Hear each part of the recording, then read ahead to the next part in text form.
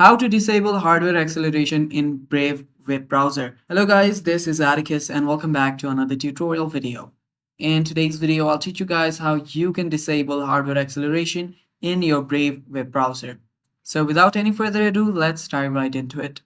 So the first thing you will need to do is open up your Brave web browser, and after you open it up, you should be in this interface right here. Now what you can do is tap on this hamburger icon on the top right.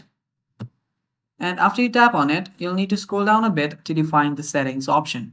Tap on settings, and after you're on the settings panel on the left hand side, you'll need to scroll down till you find the system settings.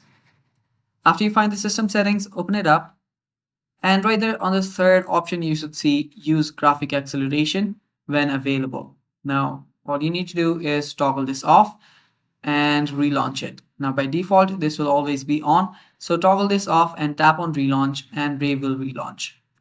And that is basically how you do it guys, and that is all for this video.